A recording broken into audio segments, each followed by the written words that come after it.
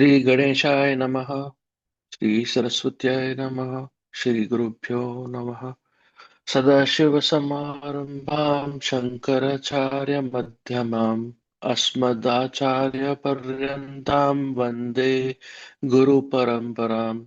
Shruti Smriti Purananam Alayam Karunalayam Namami Bhagavad Shankaram Loka Shankaram Shankaram Shankaracharyam Keshavam Badarayanam Sutra Bhashya Kritau Vande Bhagavantau Punah Punah Samasta Kalyane Nirantam Karunamayam Namami Chinmayam Devam Sadgurum Brahmavidvaram Om Sahana Bhavatu Sahanau Bhunaktu Saha Viryam Karvavahi Tejasvinavadhitamastu Ma Vidvishavahi Om Shanti Shanti Shanti.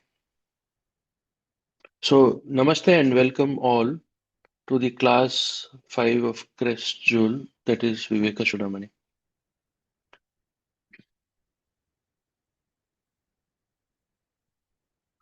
In our last study, we touched upon the topics about Titiksha, Uparati, who is a Sthita Prajna, what is the state of Sthita Prajna and how to achieve that state, and from how we proceed from Viveka to Vairagya and then achieve the sixfold inner wells.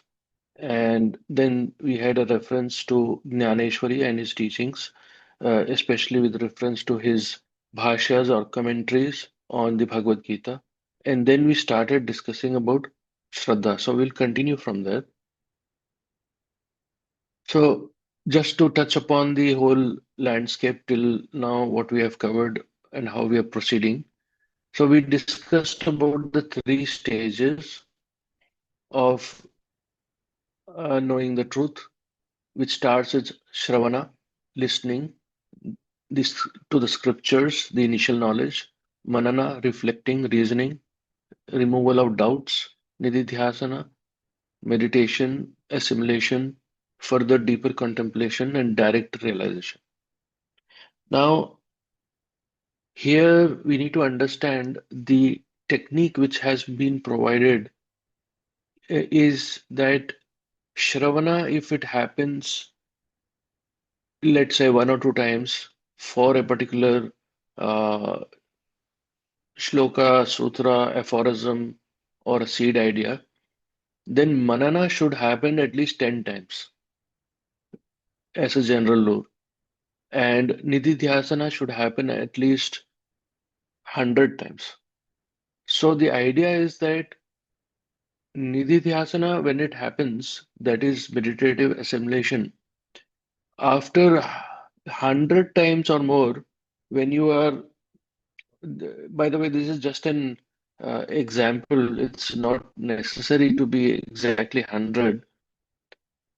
The idea is that it exponentially increases from Shravana to Manana and Manana to Nididhyasa.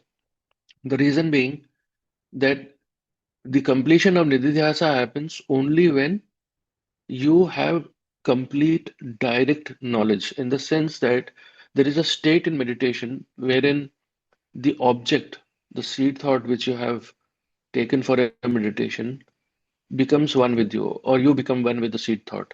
So you start with the seed thought, but you become one with the seed thought, the subject object becomes one, and you have the complete knowledge of that seed thought. And in parallel, or as a consequence of that, you will have viveka, that is discrimination, which is arising in you. And that discrimination, when it's arising in you, will lead to vairagya. Vairagya in the sense that your mind will not go outward towards sense objects. You will realize that you are none of these bodies. You are that, the Atman, which never was born, which shall never die. You become completely unattached, and what matters in life is only your performance of duties. That's what this further leads to, in parallel again, and This is a step-by-step slow process wherein Shama arises, that is mastery of the mind, which leads to Dama, restraint of the senses, which leads to Titiksha, indifference to pleasure and pain, and Uparati, which is withdrawal from the external distractions. So you are not going, your mind is not going outside through the senses, it's going inside. So the way going outside the worldly way is pravritti, the way going in deep down to your original source is nivritti. So that starts happening.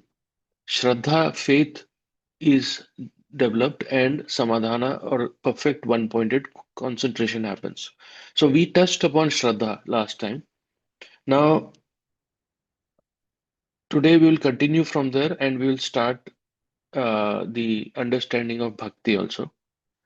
Now, Shloka 25th in Vivekachūḍāmaṇi says that by which one understands the exact import of the scriptures as well as the pregnant words of advice of the preceptor is called Shraddha by the wise. By this alone does reality become manifestly clear.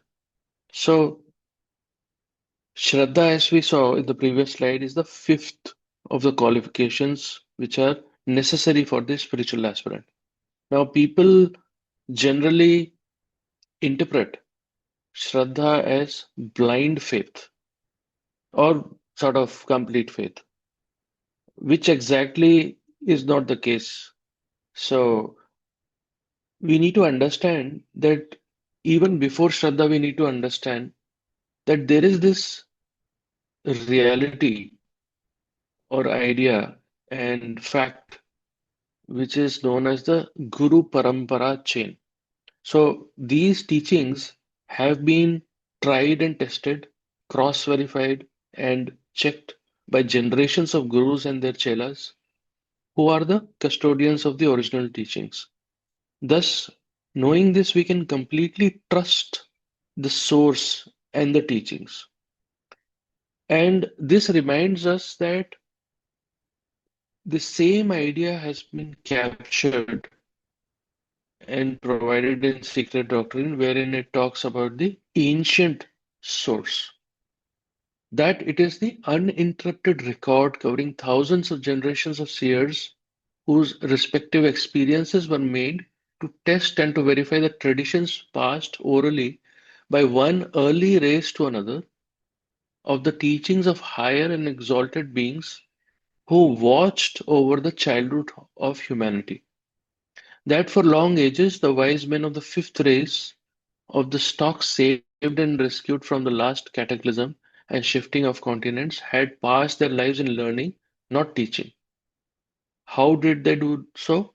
It is answered by checking, testing, verifying in every department of nature the traditions of old by the independent visions of great adepts, that is, men who have developed, perfected their physical, mental, psychic, spiritual organizations to the utmost possible degree. No vision of one adept was accepted till it was checked and confirmed by the visions so obtained as to stand as independent evidence of other adepts and by centuries of experience. So, this is the whole idea that these teachings have been tried and tested. So, we should have faith. Faith based on this fact that it is reliable source. Faith not based on blind trust or blind faith. Now, take a real life example. Let's say you are traveling to a different part of the globe, or even in your country, let's say you are traveling interstate and you reach another state which you are not familiar with. So, generally, either you will use your um, Google app or some kind of app, or you would just ask a passerby who you think or assume is a local person there, and you don't know that person, but still by default you will have trust in that person. you will assume that that person will provide you the right directions. And when you ask that person, he or she will provide you some information that you need to take such and such turns, or in such direction you need to proceed to arrive at your destination, and you will blindly follow that person. So by default, the premise on which you start, the basis is trust. So that's what is being referred here, is that that trust should be there. And it's again not blind faith. It's based on lots and lots of experience, research, and verification and cross-checking and testing. So uh, also one has this feeling deep down in their heart that these teachings are correct. Each one by default has some inclination. Only when there is Shraddha in the candidate, that is, he trusts the Guru, in this case the teachings, without a single strand of doubt, only then it will be possible for him or her to clearly understand the true inner meaning of the teaching. Now, the third meaning of Shraddha here is to have complete faith in yourself. Because sometimes we take up a task and we are having some doubts that will I be able to achieve it? So that kind of doubt should not be there in our mind. So once we are in that right frame of mind, then the teaching says that we proceed ahead. Now, when we talk about Guru Parampara, what we chanted initially in this before this talk, as mentioned here, Sadashiva Samarambham Shankaracharya Madhyamam Asmad Acharya Paryantam Vande Guru Paramparam, which states that obeisance unto the holy Guru Parampara, beginning from Lord Shri Sadashiva up to the present Acharya with Shri Shankaracharya in the middle. Because all these teachings are coming from Adi, that is the first Shankaracharya. That is why we need to also understand how it was taken care of, and how it was propagated, and how the original teachings still continue till date. Sloka number 26 says, Samadhana is that condition when the mind is constantly engaged in the total one-pointed contemplation of the supreme reality, and it is not gained through any amount of intellectual oscillations, and is not the pampering or lulling or soothing of the mind. So the whole idea is that um, a state is required, which is a state of tranquility. This state of mind is in which your mind is 100% focused, one pointed on the supreme reality.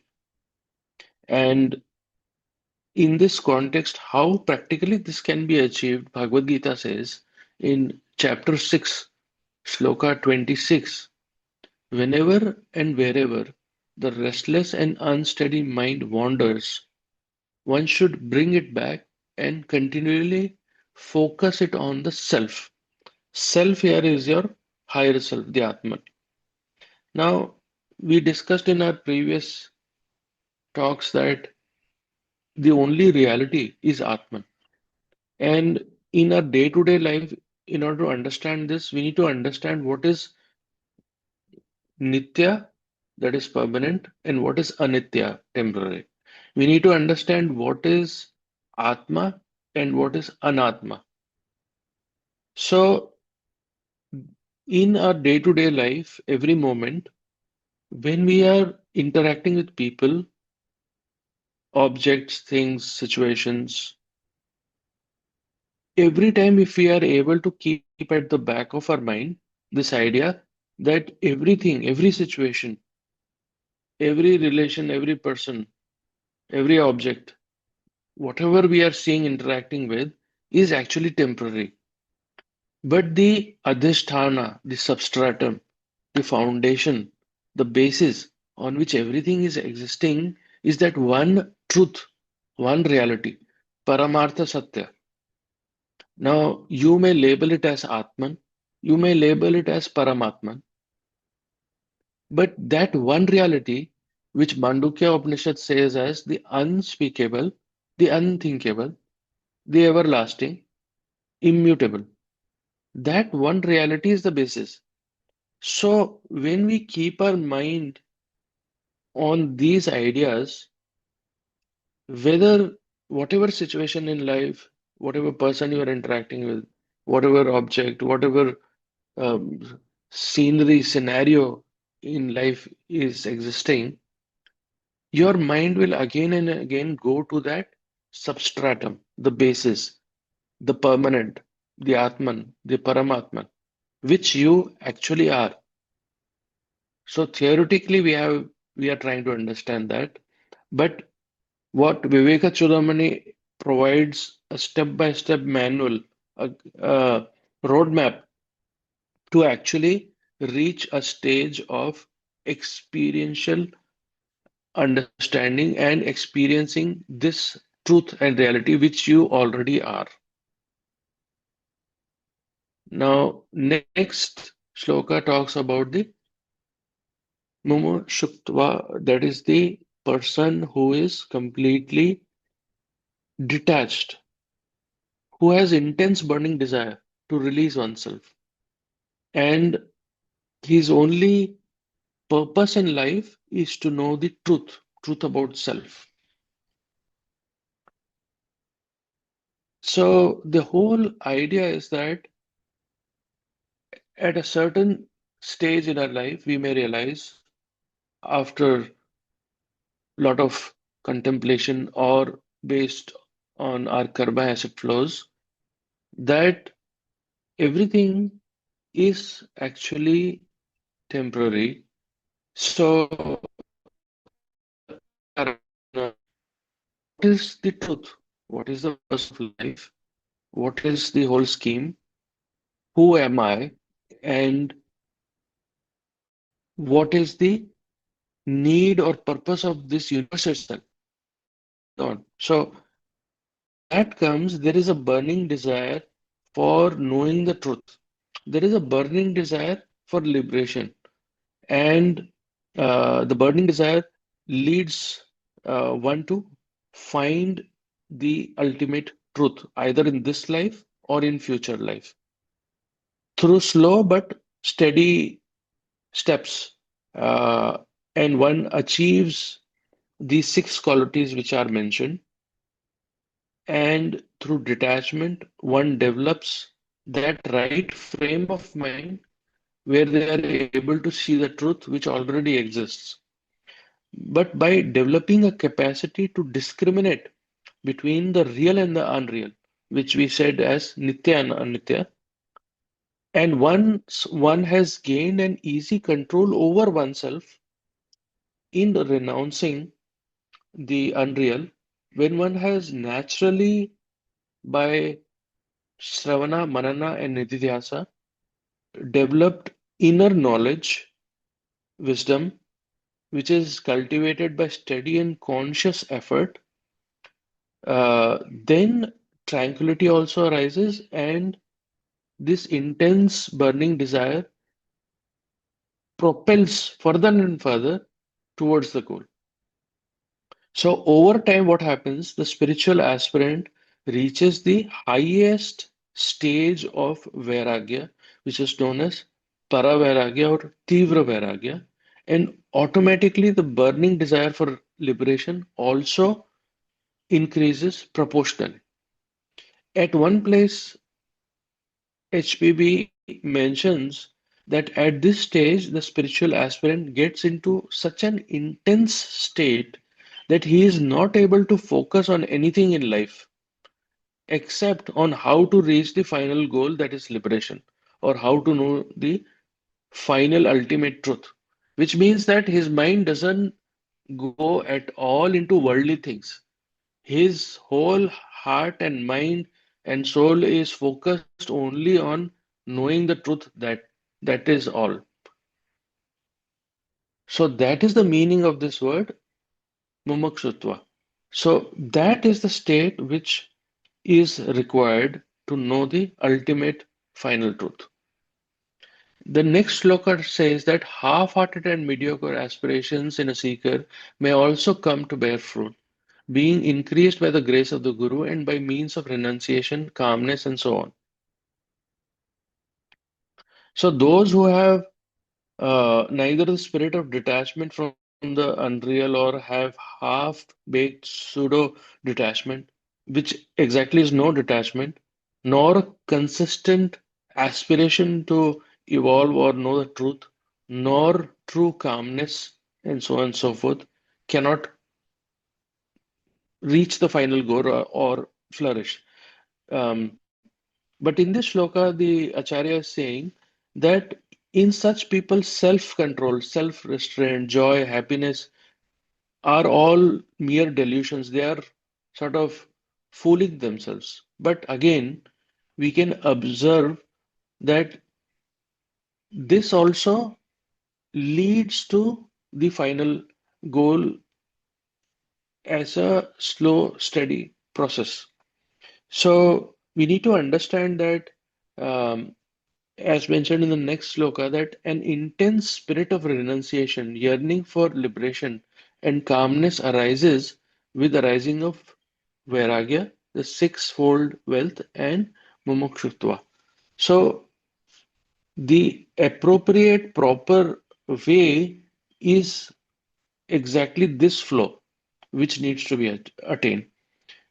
While working on this, if there is certain lack from our side in terms of incomplete detachment or lack of vairagya and so on and so forth, then it will not work out.